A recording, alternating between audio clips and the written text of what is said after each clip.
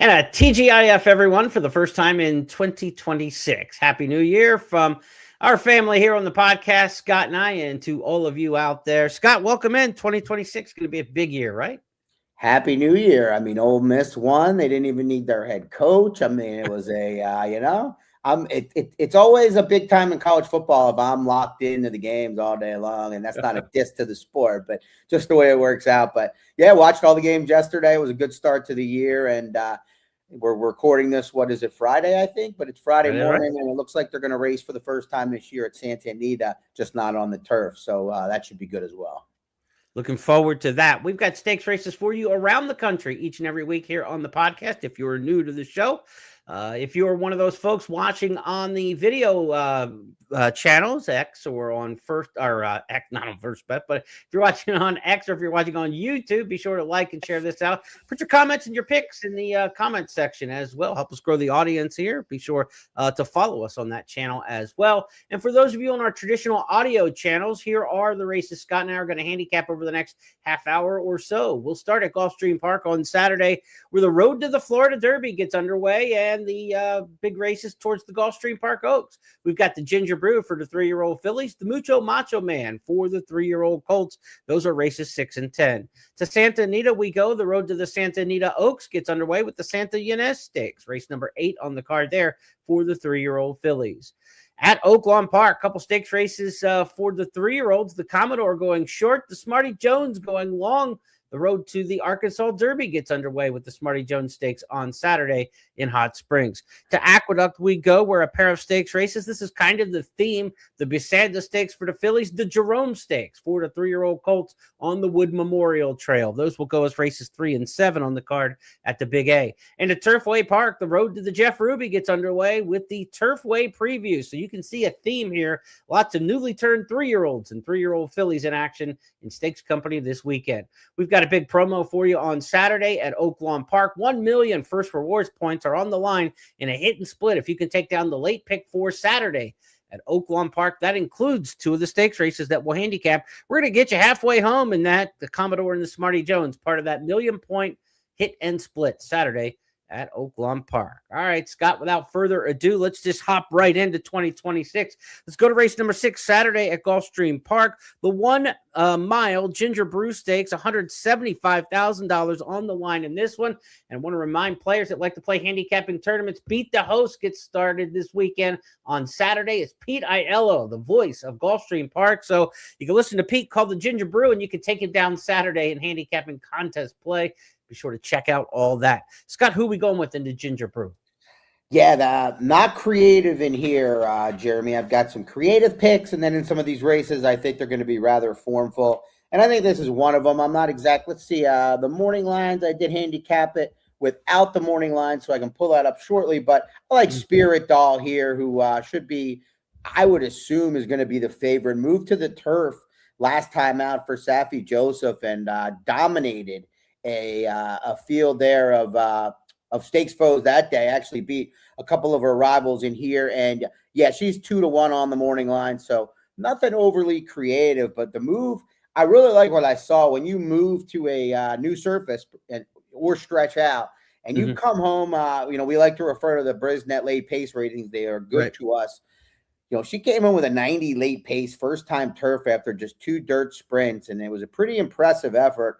Obviously you're not going to win a lot of turf races over the years by 6.5 lengths, but at this stage, early 3-year-olds, late 2-year-olds, sometimes some are just much better than the others. And Spirit Doll looks better than this field to me on the grass. Seems to run through Safi Joseph, who has a couple, including your pick there, Spirit Doll, or Brian Lynch, who's got a couple, and Lynch is just winning tremendous percentage here, 43% at the meet at Gulfstream since going back to the in the past month or so. He's got Storm's Wake, the one in here, probably a long shot, beating favorite last out. But Sister Troyenne, certainly one to watch in here, coming off a big win in the Wait a While Stakes, Scott. She won easily last time out on the synthetic, but she does have a turf win and allowance company at Keeneland. She's rattled off 3 in a row. This daughter of Munnings has no trouble turning. She's got that lemon drop kid on the dam side. Yeah, it's interesting. I mean, are you starting to notice that, I always thought of Munnings as a sprinter, and I think the average win distance for Munnings, but I feel like the more I see things of late, Munnings is having a lot more horses go further, it seems to me, successfully. But it's hard to knock a horse that's won 3 in a row. The decline in speed figures a little bit after the effort at Churchill has me a little concerned. That, she's already raced 4 times. I don't know if I can expect her to run at her best here, but obviously a major player in the morning line suggests it. We move next to race number 10 on the card Saturday at Gulfstream Park. This is part of the Sunset Six, the final 3 races on the card at Gulfstream, final 3 races on the card at Santa Anita. Remember, that wager's back now with both of those tracks in action. Also, the Coast to Coast Pick 5 back in action with Gulfstream and Santa Anita. So a lot of different ways to play the Mucho Macho Man Stakes. Again, race number 10, 175,000 here. No Kentucky Derby points on the line around one turn in this particular race, Scott, but certainly there could be some Florida Derby implications in this race. We haven't seen a lot come out of the Mucho Macho Man and actually make the Derby. It's been since simplification a couple of years ago, and only a handful of horses have come out of this race specifically and got onto the Derby. Now, way back in the day, we saw Barbaro run in this race before it was called the Mucho Macho Man. But again, the Mucho Macho Man, a race that kind of gets us going, at least gets our juices going towards the Florida Derby trail. But this is actually a decent field of some potential up-and-comers from barns that would be looking at races like the Florida Derby. This isn't just locals. Yeah, this is a little bit of a different field, like you said. A lot of times it's kind of the Florida breds, the horses like Roger That Dana, who I'm not knocking by any respect, but kind of coming out of those winter races, doing well in the Florida bred. You mentioned simplification, who a lot of us had questions about getting the distance and actually proved us wrong when it came to that. But, I think this race has some horses that, may not turn out to be much, but I wouldn't be surprised if one of these gets into the starting gate for the Derby. And I think, you got a couple of here that look most promising, and they're the ones that I think can settle and finish. Whether that works over the Gulfstream main track on Saturday remains to be seen. Sometimes can be pretty speed favoring. But I think, Trips Promise is a horse that I like underneath in here, and I think is improving and finishing well in his races. But really, Commandment looks to me like a real Derby prospect. Maybe not bred to get a mile and a quarter, but they spent $500,000. The Dam Sippick and Harbor won the Spinaway, I think, for Gary Contessa at a big price a few years back. So some good pedigree here. And this colt, looks like he's learning, good learning experience on the debut against one of the better Keeneland maiden special weight fields we saw, if not the best. And then last time out, improved, showed better speed out of the gate, showed him, professionalism, and finished, pretty well after being up pretty close to the pace. So I think Commandment actually looks like the best horse in the field. Whether he's a good bet tomorrow, we'll see. But he also looks like a potential horse that could move forward off this. Irad Ortiz will ride there for Brad Cox, and of course a horse who's got a good brisk late pace figure and 6 furlong race, getting a 96. The last time didn't finish up as strong, but won so easily, maybe throttled down a bit in that one. Trips Promise, the other late running horse in here, by Promises Fulfilled. This is a horse who Dale Romans has had some success at Gulfstream Park over the years with Promises Fulfilled. His sire was Shackleford, so there's a lot of Dale Gulfstream 3-year-old history down the line with this third generation runner, Trips Promise, who should get a nice pace setup in here. I've got 5 to 6 horses who want to try to make the front in this particular spot in a one-turn mile. Like you mentioned, Gulfstream Park, typically you don't want to be closing in a one-turn race like this, or even the 2-turn races at Gulfstream so much on the main. But I think this situation kind of calls for it. And the 2 classiest horses in the race, I think the 2 horses coming from Kentucky, get the right setup. So if you give the potential best horses the best race shape as well, they usually don't get back that kind of advantage. I think this runs through Commandment and Trips Promise. Those are my 2 in there for the Mucho Macho Man Stakes. Race of the week on the Express Bet email newsletter. Be sure to sign up for that. First Bet or Express Bet.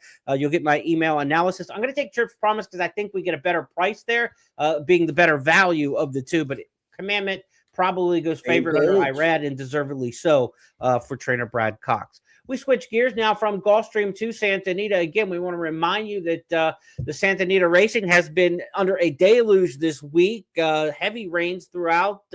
Really, there was some talk about, they didn't even let the bands on the field down the street at the Rose Bowl yesterday. So certainly the heavy rains in Southern California, something to keep in mind as we handicap towards Saturday's Santa Ynez Stakes. So this will be on the main track, the Santa Ynez.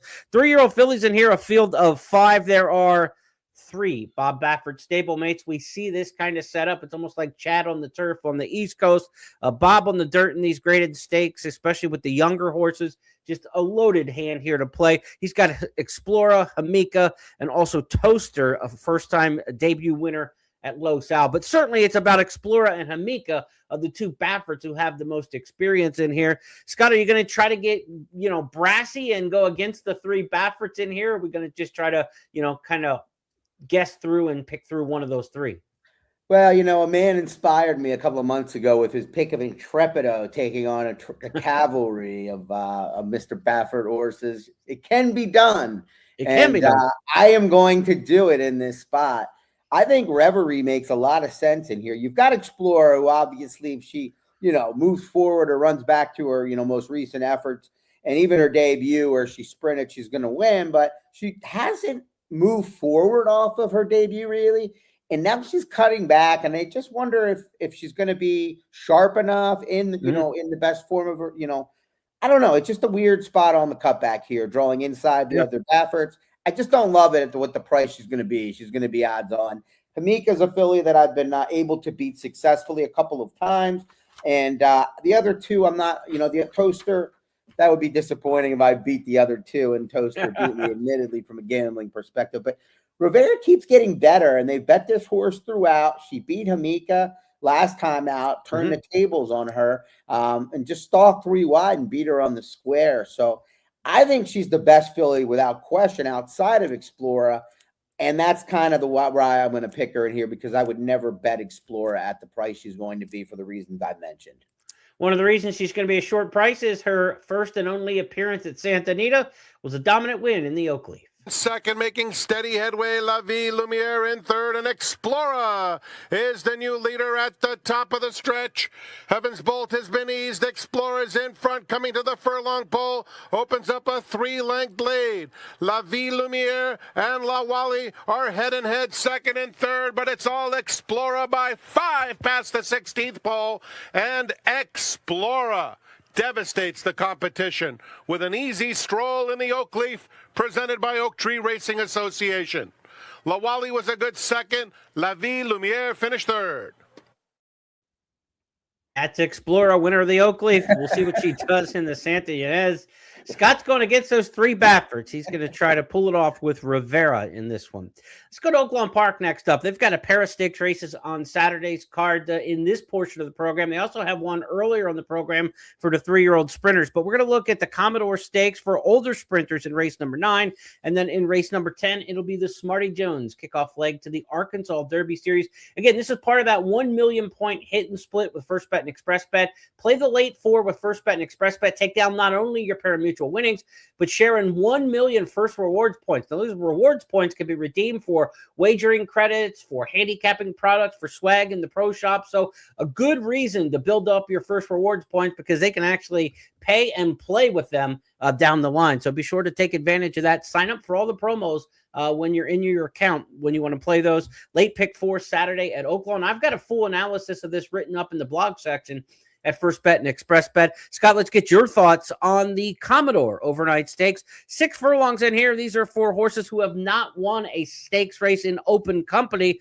So you either get kind of a lounge class risers in here, maybe some horses who want to get state breds, or some horses who have been nibbling in stakes company but just haven't gotten over the top yet. Which one will?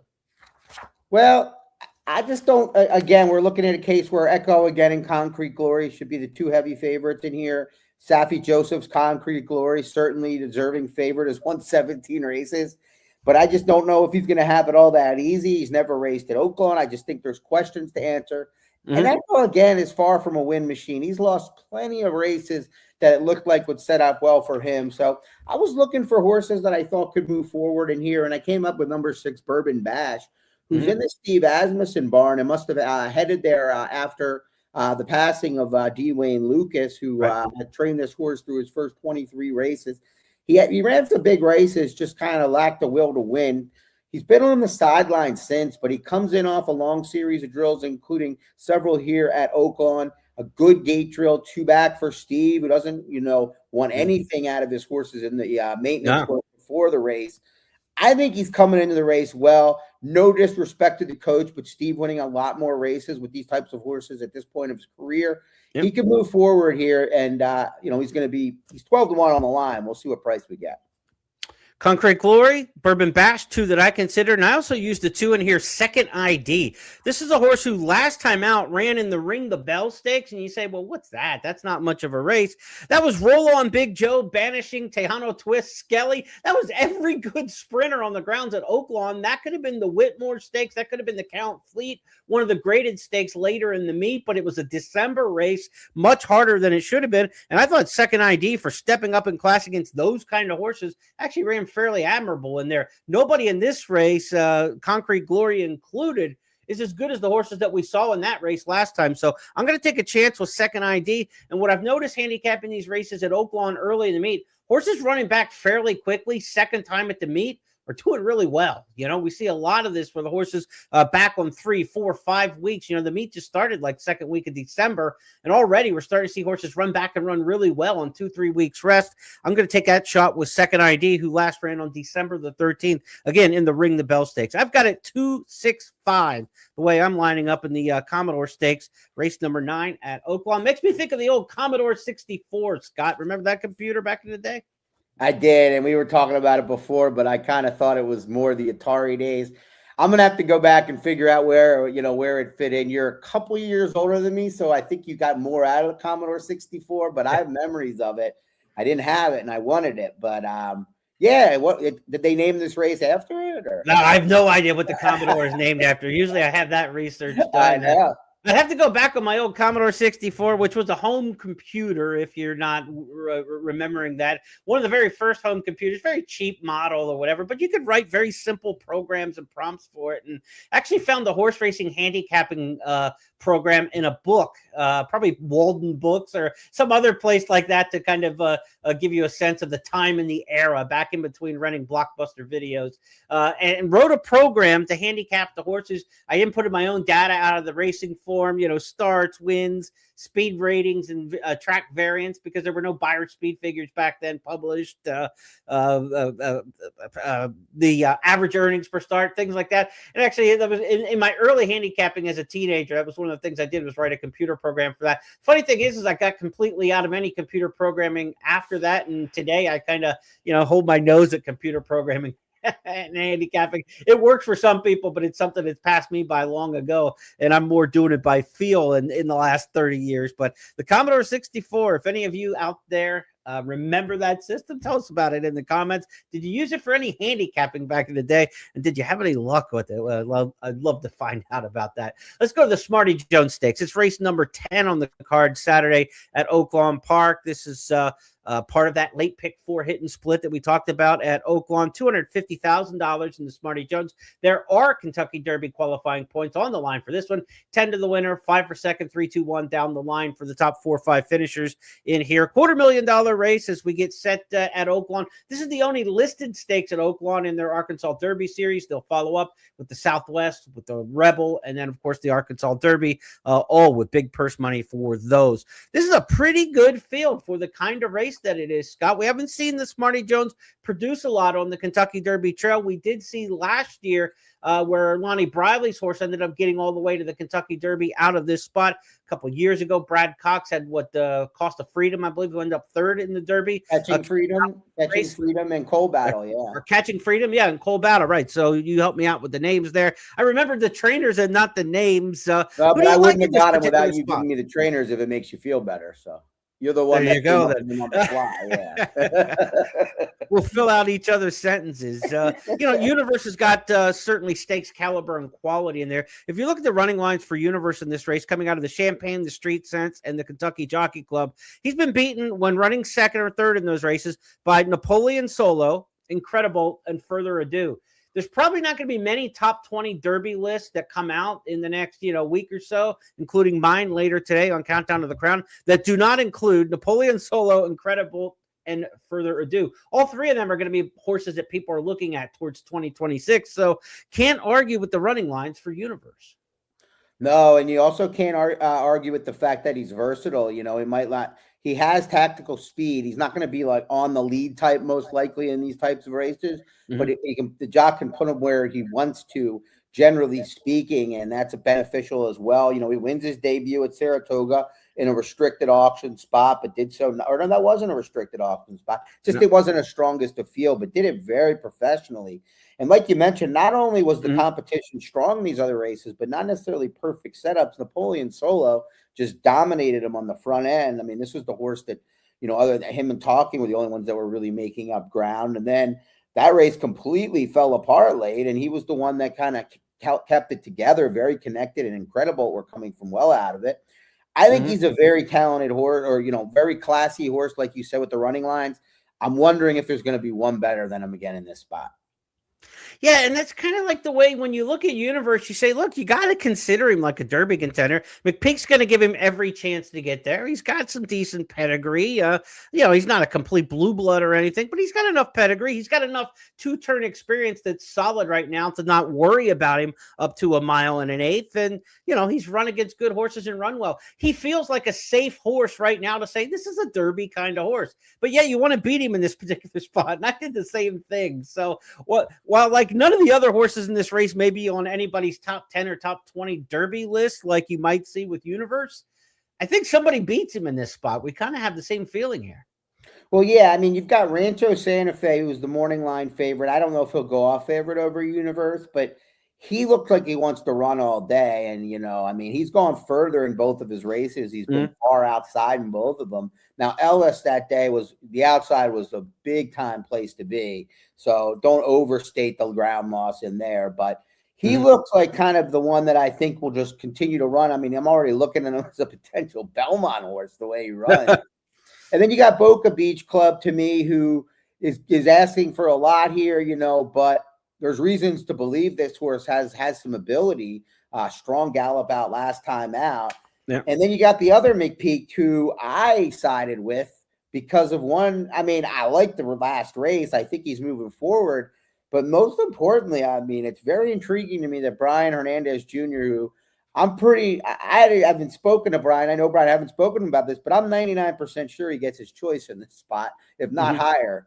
And it's interesting that he's choosing this horse that was coming out of restricted auction spots and a starter spot from there instead of the one that looks like fitting on class line. So that's, maybe I'm reading too much, but that's why I'm a little leery on Universe in this spot. Like why Brian wouldn't come back and ride that horse is a little surprising to me. I don't know what your thoughts. Yeah, no, it's almost like I expected him to scratch because of that, like they wanted to take a look, but then Rosario wouldn't get named on the horse who's not going to stay in the field. He would have tried to pick up a mount somewhere in the lineup. So, it's kind of really interesting, the rider assignments in here, not riding a horse that you just rode the second in the Grade 2 Kentucky Jockey Club. You love to hug the rail and rally. I mean, it looks like Universe would be a perfect fit with Brian Hernandez and Kenny McPeak, all the success they've had. I think Mystic Dan actually won this race a couple of years ago and went on to win the Derby. So, why he ends up on Sleeping on Freedom is kind of an interesting move here. I don't know. I don't know if it's a great sign or something else is amuck, but certainly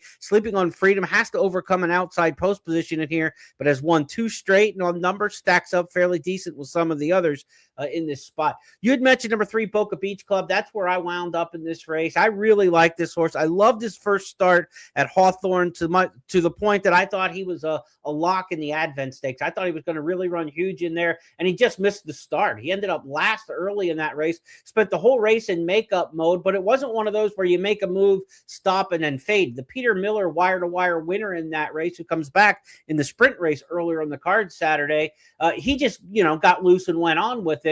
But this horse ran all the way through the wire and beyond the wire with a good gallop out, as you mentioned.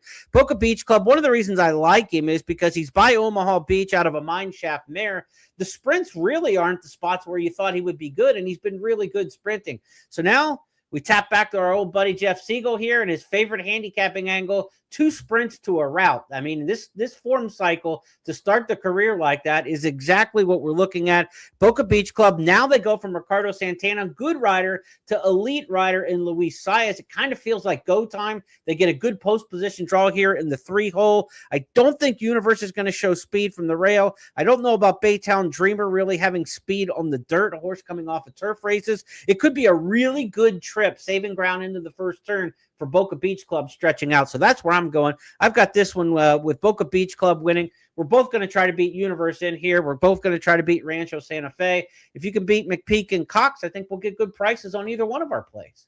Yeah, no, that's the approach I'll have. I mean, against McPeak. Oscar's Hope is who I think will end up being on the lead here, likely. But the one concern that could easily be changed, there's two concerns I have with Boca Beach Club, because I think you could argue he has the most upside for all the reasons you mentioned. One, he's missed the break a little bit in both of his races. I'm worried if he misses it, Louis going to rush him up a little, and then going that point, going 5 and 5.5 to this 2 turn after a slow break rush up would be a lot to ask. But I totally see it, and if he's 4-1 or higher and doesn't get steamed, then I think he's a good gamble, because I think he has that much. I think the upside is there for him to win this race going away if he, puts it all together. Second time running at the meet, I'd mentioned already that I'm seeing this, consistently do well with me. The other thing I liked about Boca Beach Club, he ran December 12th. He's back on the workout tab 10 days later, not 2 weeks later, 10 days later. That's kind of kicking down the barn, I think, and threw a bullet 59 and change. Hopefully he can get out of the gate. That's the whole thing. If Saez gets him out of the gate and he starts running, I think he's going to be a factor in there. He doesn't have to go to the lead. He just needs to get out of there cleanly, maintain position into that first turn, and not be playing in makeup mode throughout. So that's my pick in the Smarty Jones, race number 10. Scott is going Sleeping on Freedom in the 10th, the Smarty Jones. Let's switch up now and head to Aqueduct, the Big A. A couple stakes races on the Saturday card in New York. The Jerome Stakes in the Busanda, races 3 and 7. Of course, Jerome Park was a racetrack in New York way back in the heyday, 100 years ago. The Jerome Stakes, I believe, started there and headed to Aqueduct for the last many, many years. But for much of the history of the Jerome Stakes, this was a race after the Triple Crown. This was a later 3-year-old year. It's only been in the last decade and a half that it's been a 3-year-old race on the trail. It has not produced much in terms of Kentucky Derby starters. I think 2 horses have come out of this race to make the field. Firenze Fire was one of those, another miler type. This is probably going to produce a horse for the Gotham, but will it produce a horse for the Wood Memorial, 2 turns at 1 1/8 or for the Kentucky Derby at 1 1/4? That's what we'll have to find out. A field of 5 entered the Jerome. We expect the scratch of number 5, Mailata. He ran on Tuesday at Parks, and all he did was win by 19 lengths in a stakes race there at Parks at Open Company, but it was just a field of 3. I don't think Butch Reed is planning on running this horse back on 5 days, but we've seen crazier. It was a 7/8 race where he really never had to take a breath. He was just dominant there at 1 to 9 odds. Could they run Mailata back? Perhaps, but I think against My World for Brad Cox and Brittany Russell's Baffert transfer Balboa, that would be asking an awful lot. It would seem like this race runs through those 2. Yeah, I was going to pick Mailata, so I was making the assumption that he's coming out. It was going to be a big weekend here in Philly between the Smarty Jones and Oaklawn, and Mailata winning the feature in Aqueduct. For those who don't know, Jordan Mailata, a left tackle for the Eagles. So and a great singer. That's right. Actually, I know that. I'm going to go on record saying that the Jerome will continue to not be a productive race on the road to the Kentucky Derby this year. 4-horse field likely. And I scratched into with no excitement. We're going to take a look at My World's recent win in the Nashua, and you could be the judge, I suppose. I wasn't overly impressed. Kind of a workman-like win with a really good trip. Yeah. And I don't know, this horse is interesting pedigree, JP. The Dam Quebec, some of you may remember out there, out Southern California racing fans. This was a turf horse in the Richard Baltus barn for a little while there. So breeding to essential quality, interesting pedigree. Been on the dirt so far. We'll see if this horse tries the turf. He's run good in his races. I just, that debut, very forgivable, being down on the inside after a slow break against a decent field, if not better than decent. But, I think he's going to win this race, and I think he's going to be a play against moving forward. Maybe I'm wrong. My World for Brad Cox coming off that win November 1st in the Nashua. Here's a look. Reach the top of the stretch, and tough guy Tony's still there. My World ready to challenge the gray towards the outside, and My World has taken the lead. My World Probably Dreaming is under the shove here, center of the racetrack, and trying to run this leader down. My World Probably Dreaming down to these 2. It's My World gutting it out towards the inside and stretching the margin once again.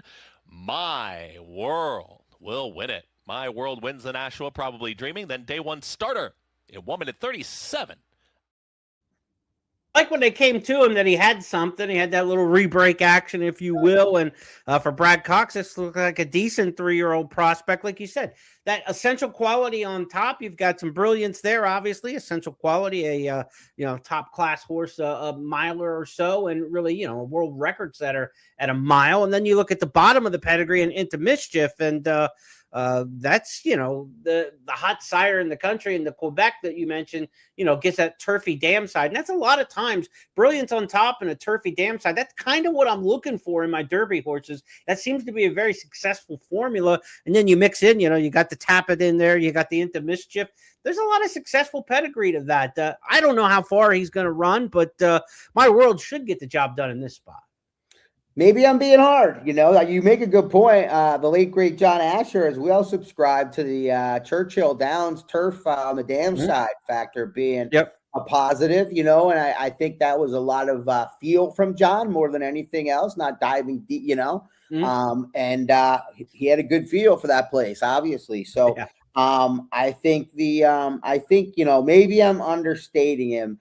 I just wasn't wowed. I know that looked good, him re-breaking, but it wasn't very, a high-quality group of horses in there. Yeah, it's like 25-4 the last quarter. So it wasn't like they flew in the back end of the National, right? I mean, exactly, yeah, got to keep that in mind for sure. That's a Jerome Stakes at Aqueduct, race number 3. To the 7th we go on Saturday at the Big A. It's the Busanda Stakes, named for the 2-time winner of the Saratoga Cup back in the 50s. A filly who could take on the boys with success. The Busanda Stakes is 3-year-old fillies en route to the Comely Stakes and races like that on the trail to the Kentucky Oaks on the New York side of things. We've got a field of 6 in here, so they didn't draw big in the Jerome. They didn't draw big in the Busanda. Who do you like in this one? Well, I think it's an interesting race, even, for one reason. I think there's a little bit of speed in here. I think the pace is going to be honest. I think, Schilling, who has a couple of wins in here, likely to take some support, and then the outside horses. But I think Britain, who's a Chad Brown runner that I'm not sure exactly what price this filly will end up going off, but she was beaten on the square on debut by Schilling and then won last out. But I think she's moving forward. I like what I saw last race, comparatively speaking to her debut. It was a very noticeable professional move forward. The horse that she beat in that race came back to win their next start. So I just think Britain might be sitting on a race, and maybe you'll get a Chad Brown filly that cost a little over $1 million at better than a very short price. Maybe I'm wrong there. That's another race I did not use the morning line. I'm pulling it up as I'm talking just to see if I'm crazy. 3-1. Yeah, 3-1. Schilling 2-1. Dazzling Dame 5-2. So if I can get third choice on Britain, something like that, I think she's a filly that's going to move forward. One of the keys to this race could be the one Midnight Ginny, because the 3 Schilling, we expect the one to show speed. Dazzling Dame, the other morning line choice, also to show speed in here. If you get a third in a 1-turn mile, now you've got yourself a little bit of a heated pace. And if the one Midnight Ginny made the lead sprinting at Monmouth back in September, hasn't run since, if this one for Jesus Sanchez can get it out of the gate under Savacci and get up into that mix, now you got something where your horse Britain could get a beautiful trip in here. No, that's exactly it. Midnight Ginny, maybe she's just going to come in here and not be up to the task of breaking from the rail. But she looks like she's here to go to the lead to me. And, and Schilling has really shown only one way to go. You don't see a ton of McPeak horses that are speed horses early on in their career because he likes to try to relax them. So to me, this filly needs the lead or, needs to be forward. And then you got Dazzling Dame. So hopefully we'll get a little bit of a collapse. Like you said, Britain should be able to swoop right in along that inside trip, which is the coveted one in these 1-turn mile races in New York. If Scott's right, he'll be waving the Union Jack on Saturday for Britain in the Busanda Stakes. Let's wrap things up. Our final handicapping destination of the weekend is Florence, y'all. We'll go to Kentucky's Turfway Park for the Turfway preview, race number 6 on the program Saturday night. And we've got a field of 7 in here. Not a lot of huge fields throughout the course of these 3-year-old races starting off of the season here. A field of 7 at Turfway, a bit of a surprise. We expect big fields at Turfway, but we got $125,000 sprint stakes here at 6.5 furlongs. couple big barns still hanging around in here for the Turfway season, but not the big heavyweights that we sometimes see with Brad Cox and Pletcher and some of that a little bit later in the stake season at Turfway Park. A little bit more local feel here, but you do have Ben Colebrook. Nolan Ramsey's got one in here. Jorge Duarte bringing one in from, been stabled here at Turfway for a little while, but in from the New Jersey Colts Neck stable farm there. So we got a couple shippers. We got a couple locals, obviously. Who do you like here in the Turfway preview? You know, you got a lot of horses to me that look okay, including Shipmate, who I expect to take a lot of money because has a win over an all-weather surface already. And to be honest, the one at Gulfstream, I tend, based on the non-data, but just anecdotally for me, I feel like that translates best to Turfway, much better than Woodbine and Presque Isle, at least. But I think he's just kind of okay. Yeah. And if Hometown Bound takes to the Turfway Park like he has in the morning, I mean, that worked 2 back. It's a different game that, when you get asked in a race to kick on, that's what he'll have to show on this surface. But yeah, he went fast and he ran really well on debut. It looks like, this was, like you said, he's been here for a little bit. It's not as if they just, it looks like this was the plan, right. I'm not big into pedigree for the all weather. So I don't have, that's not something I dive into. So maybe, youngest, the factor I do think is an all weather pedigree, but regardless, if Jorge Duarte thought that off of a huge effort on debut, this was the spot, I'm going to kind of take his word. I mean, he wins enough races. No question about it. Hometown Bound, maybe fastest in this race. It's all about the surface. But like you said, it looks like this was the plan. And, when you have these 3-year-olds and you can run in restricted races, just the 3-year-olds, everybody's got a derby is one of my favorite sayings. It's not all the first Saturday in May, right? I mean, but when you find your spot, if you have a horse like this and you say there's a 6.5 furlong race early in the year for 125 grand that I can get black type with, you go find that race, right? And so they head from Maryland and in the New Jersey base. They ran in Maryland to break the maiden. Now they come here to Turfway and they get there early to train and get, some acclimation of the surface. I think it's a pretty heady move. Trendsetter, the 4, just to the inside, has no early speed. Will be trying to come on late for Ben Colebrook. Does come out of a good race in the Indian Summer. Yes, 5th beat and 3 in there in an 8-horse field. Schwarzenegger, Obliteration, 2 really nice horses, 1-2 in that particular spot. So Trendsetter coming out of a pretty good race. You would expect if they come back in terms of the pace, then this horse could be a factor. But boy, you look at the pace in this race, there's not any. I mean, Shipmate's gone to the front long and once going short for Ramsey. The 2's got to go to the front and Hometown Bound goes to the front. The 2-5 kind of just control this race from the front end, you would think. I think so. I think Hometown Bound looks like he's fast. I just think if things go the way they're supposed to for this horse, he's going to break on top, go to the lead and never look back. It's unlikely to be that easy, but sometimes it happens that way. He's not going to be a big price, so I don't mean to talk it up like that. But I mean, the fact that they also spent $350. This youngest daughter, I remember the dam, I think was a G. Watts Humphrey horse, but more of some sort. But this horse looks like the horse, because just remember, if this horse doesn't run well, I have a strong inkling that this is going to be come back.